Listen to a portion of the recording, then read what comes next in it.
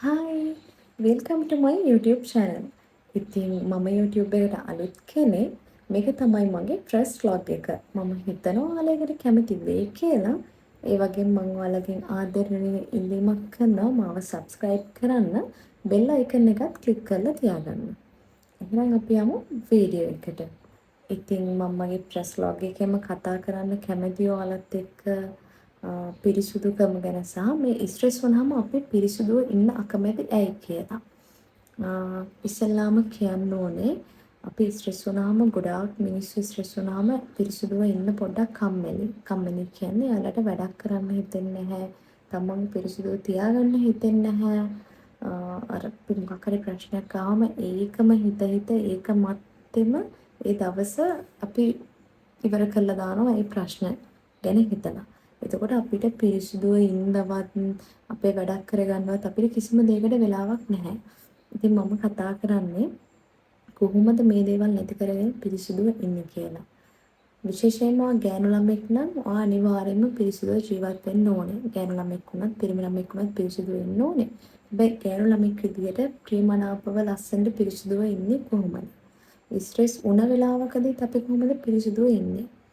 ඉතින් මම ඒ වගේ දේවල් තමයි අද මේක කතා කරන්නේ. ඉතින් මම කියන්නේ ඔයාලට මොකක් හරි ප්‍රශ්නයක් ආවහම ඉස්සෙල්ලාම ඔයාලා පොඩ්ඩක් වෙලාවක් වෙන් කරගන්න ඒ ප්‍රශ්නේ අයින් කරලා තමන් ගැන හිතන්න. ඔයාලට ප්‍රශ්නයක් ආව වෙලාවටත් ඔයාලා හිතන්න නැහැ මම මේක මෙතනින් අමතක කරන්න ඕනේ. මම ගැන හිතන්න ඕනේ. මම හොඳට ඉන්න තරමට මම පිරිසුදු ඉන්න තරමට තමයි මට හොඳ දේවල් ලැබෙන්නේ. විශේෂයෙන්ම ඔයාලා law of attraction follow කරනවා නම් ඔයාලා දන්නවා ඉතින් මම මේ මොකද්ද කියන්නේ කියලා. ඉතින් පිරිසිදුව ඉන්නවා කියන්නේ අපේ සිතුවිලි පිරිසිදු වෙන්න ඕනේ, අපි පිරිසිදු වෙන්න ඕනේ.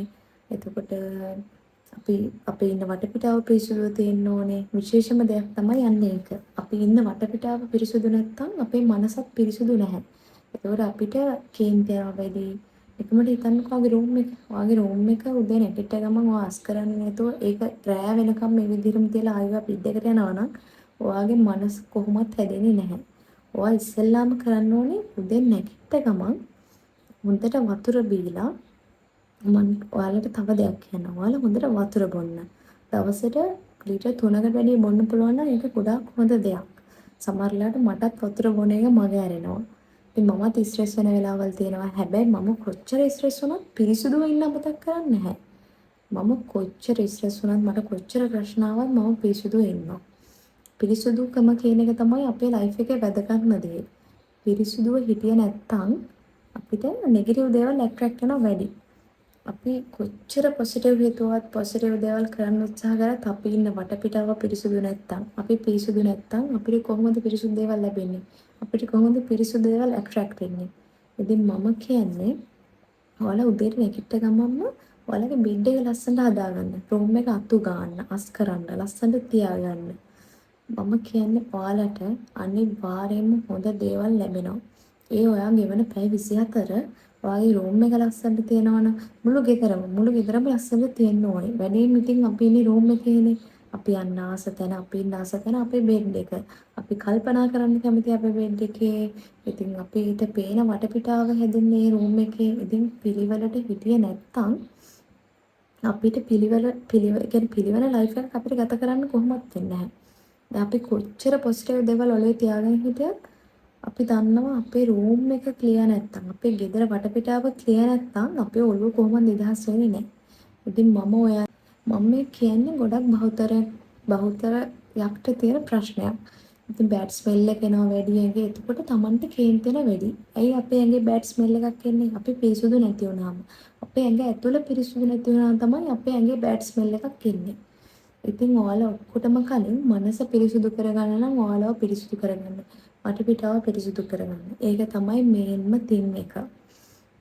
ඉතින් මම ඔයාලට කියන්නේ නිතරම පිරිසුදුව ඉන්න ඕනේ. ගෑනු ළමෙක් වුණාම තමන්ගේ නියපොත්තේ ඉඳලා ලස්සනට තියෙන්න ඕනේ. එතකොට තමයි තව කෙනෙක්ට ප්‍රියමනාපව අපිව බලන්න පුළුවන්. ඒ කියන්නේ අපි කතා කරනකොට කෙනෙක්ට මුණට හම්බෙලා අපිව ප්‍රේමනාපව දකින්න පුළුවන් මිනිස්සුන්ට.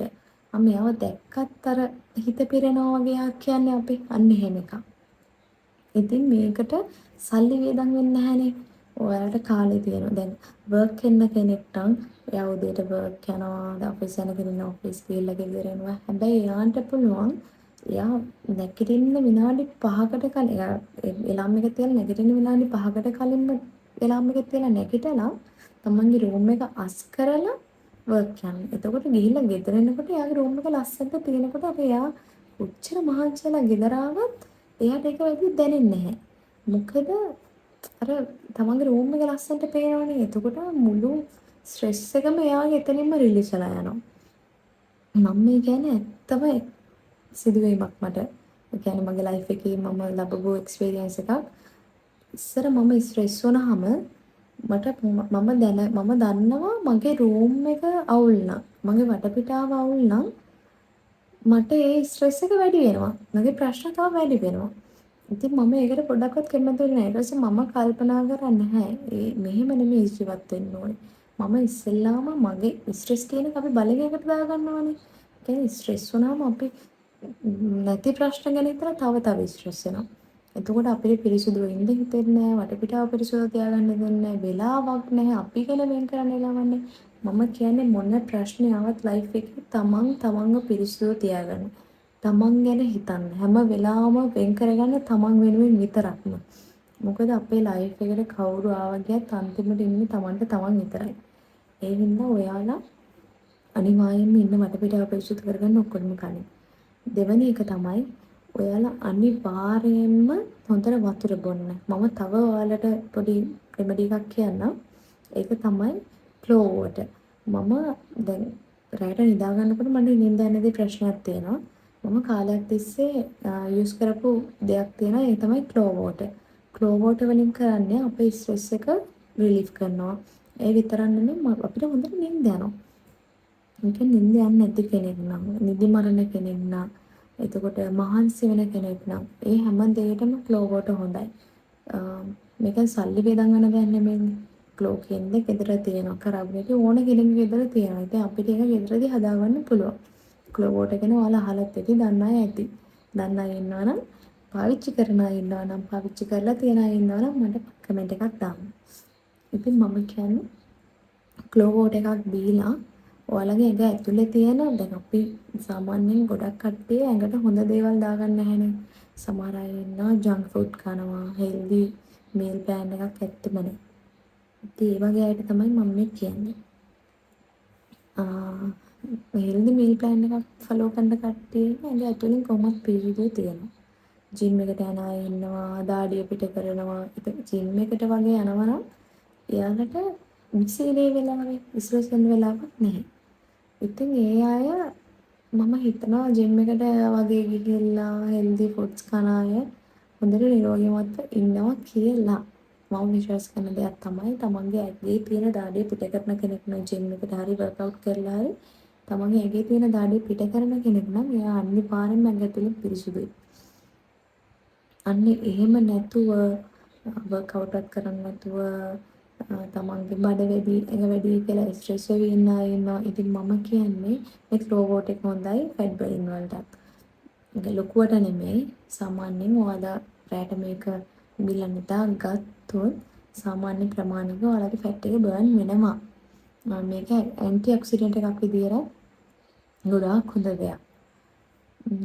ඉතින් මම කියන්නේ ඔයාලට අනිවාර්යයෙන්ම ක්ලෝ වෝටර් එකක් යූස් කරන්න. උදේ නැගිට ගමන් හරි නැත්නම් නිදා ගන්න කලින් හරි ඔයාලා ක්ලෝ වෝටර් එකක් බොන්න. ක්ලෝ වෝටර් එක හදාගන්න විදිය මම කියන්නම්. ඉතින් මේක තමයි මගේ ක්ලෝ වෝටර් එක. ඉතින් මම හදාගත්තේ මේක තමයි රසය. ඔයාලට කරන්න තියෙන්නේ උණු වතුර වලට කරාබුනේටි මේස හැන්දක් දාලා විනාඩි 15ක් විතර නිවෙන්න තියලා රැට හරි උදේට හරි බොන්න. මේ තියෙන්නේ මගේ ක්ලෝ වෝටර් එක.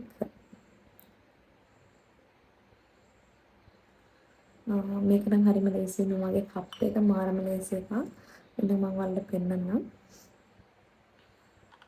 ඉතින් මෙන්න තමයි මගේ කප් එක එන්නේ. මේක ප්ලාස්ටික් එක මේක ඉතුරු වෙනවා. ඒතකොට මට වෝටර් එක වෙනම ගන්න පුළුවන්. මේ වගේ කප් එකක් වාගන්න පුළුවන් ගොඩක් හොඳයි. ඒ කියන්නේ ක්ලෝ වෝටර් බොන්න විතර නෙමෙයි මේක තේ බොන්න උනත් ගොඩක් හොඳ කප් එකක්. මේක තමයි ඒකේ එන්නේ. මේක දෙන්න වෙන්න තියෙන මේක තමයි රස වෙයි.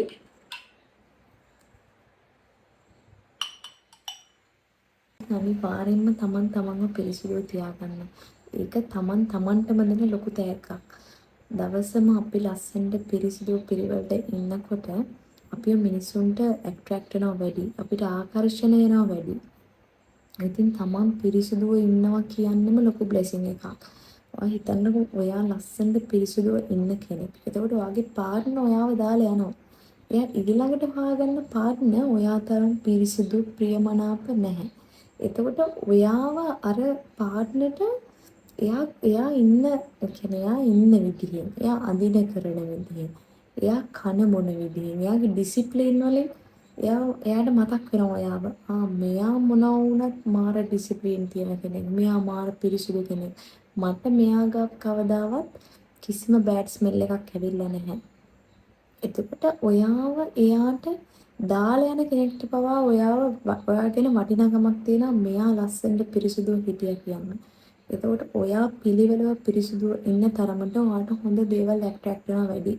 ඔයාගේ පාර්ට්නර් වුණත් ඔයාට ගොඩක් ආදරය කරයි. මොකද ඔයා පිරිසිදුයි පිළිවෙලයි හැම අතකින්ම පිරිසිදුයි පිළිවෙලට ඉන්නවා කියනකොට ඔයාගේ පාර්ට්නර් ඔයාට ගොඩක් ආදරය කරනවා. එයාට ඔයා ගැන ආස හිතෙනවා. එතකොට එයාට ලයිෆ් එකේ ඔයත් එක්ක ඉස්සරහට යන්න එයාට ආස හිතෙනවා. ඉතින් මම කියන්නේ ඔයාලා පිරිසිදු පිළිවෙල අනිවාර්යෙන්ම ජීවත් වෙන්න ඔයාලට වරදින්නේ නැහැ. මම මේ කියලා මම ඔයාලට අද මේ කිව්ව ටික ඔයාලා අනිවාර්යෙන්ම කරලා බලන්නකෝ. ඔයාලා ඉන්න වටපිටාව පිරිසිදු කරගන්න. ඔයාලගේ හිත පිරිසිදු කරගන්න අනිවාර්යෙන්ම. කාටවත් හේට් කරන්න එපා. කාගත් ඕපදූප යන්න එපා. කිසිම කෙනෙක්ගේ පර්සනල් ලයිෆ් එකක් දන්නේ නැතුව ජජ් කරන්න යන්න එපා. එතකොට ඔයා හිතන්න ඔයා කවරි ජජ් කරොත් ඔයාට අනිවාර්යයෙන්ම නෙගටිව් දේවල් ඇට්‍රැක්ට් වෙනවා වැඩි. ඉතින් මම කියන්නේ ඔයාලා අනිවාර්යෙන් පිරිසිදු වෙන තරමට හිත පිරිසිදු වෙන තරමට ඔයාලට ලස්සන ලයිෆ් එකක් ගත කරන්න පුළුවන්. මේක බොරුවක් නෙමෙයි. ඔයාලා මම කියන විදිහට අනිවාර්යෙන් ජීවත් වෙලා බලන්න. මොකද මම අතින් වුණත් වැරදි අඩුපාඩු වෙලා තියෙනවා. මට වුණත් ස්ට්‍රෙස් ඇවිල්ලා තියෙනවා. මට වුණත් කම්මැලිකම කියන එක ඇවිල්ලා තියෙනවා. ලයිෆ් එක බෝරින් වෙලා තියෙනවා. ලයිෆ් එක එපා වෙලා තියෙනවා. ඒනොත් මම හැම තැනකදීම හිතුවේ මම ගැන හිතන්න ඕනේ. මම හැම දෙයකටම කලින් මම ගැන හිතුවොත් තමයි මට අනිත් මිනිස්සු ආදරය කරන්නේ. මට තව දේවල් ඇට්‍රැක්ට් වෙන්නේ. මට ආදරේ නැති මිනිස්සු මගේ ළඟින් අයින් වෙන්නේ මට ආදරය කරොත්. මට ආදරය කරනකම් මට පේන්නේ නැහැ මට කවුද හේට් කරන්නේ, මට කවුද බොරු කරන්නේ, මට කවුද ෂීට් කරන්නේ කියන එක මට පේන්නේ නැහැ. එතකොට මම ගැන හිතන්නේ නැහැනේ. මට ආදරේ නැහැනේ. ඉතින් ඔයාලා ඉස්සෙල්ලාම ඔයාලට ආදරය කරන්න, පිරිසිදුව ජීවත් වෙන්න, තමන්ගේ වටපිටාව පිරිසිදුව තියාගන්න. කිසිම කෙනෙක්ගේ දේවල් ඔයාලා අහන්න එපා. ඔයාලා පිරිසිදුව ඉන්න ඕනේ, සතුටින් ඉන්න ඕනේ, සැහැල්ලුවෙන් ඉන්න ඕනේ, මනස නිදහසේ තියාගන්න ඕනේ. ඒක තමයි ජීවිතේ. ඉතින් ආයි වීඩියෝ එකෙන් හම්බෙමු අපි අනිවාර්යයෙන්ම. ඔයාලා මට කමෙන්ට් කරගෙන යන්න මේක මගේ ට්‍රස් vlog එකේ හින්දා. ඔයාලා කැමති මොන වගේ vlogs වලටද? ඔයාලා කැමති මම මොන වගේ දේවල් කතා කරනවද? ඔයාලට තියෙන ප්‍රශ්න ඕන දෙයක් කමෙන්ට් එකකින් දාන්න. මම අනිවාර්යෙන් මේවා කියවනවා. කියවලා ඔයාලා ඉල්ලන vlogs මම අරන් ඉන්න try එකක් දෙනවා. එහෙනම් මම ගිහින් එනකල් පරිස්සමෙන් සතුටින් සැහැල්ලුවෙන් ජීවත් වෙන්න ඕනේ. පිරිසිදුව ඉන්න ඕනේ. එහෙනම් ගිහින් එන්න. බයි.